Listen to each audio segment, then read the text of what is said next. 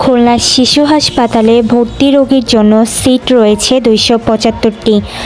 চলতি মাস পর্যন্ত রোগীর ভর্তির সংখ্যা 356 জন। এর মধ্যে নিউমোনিয়া ও ডায়রিয়া রোগী বেশি।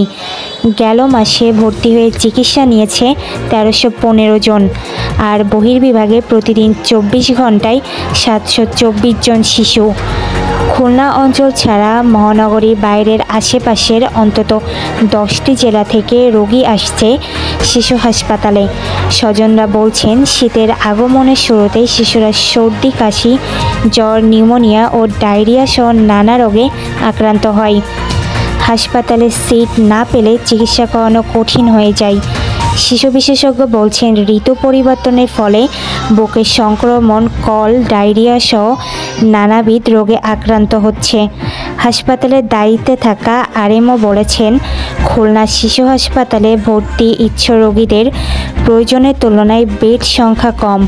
তবুও তারা চেষ্টা করছে সব রোগীদের সেবা নিশ্চিত করতে।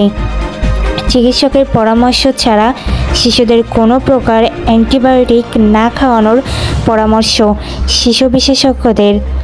তাসনুবা ইসলাম ঋতু, 64 নিউজ টিভি, বাংলাদেশ।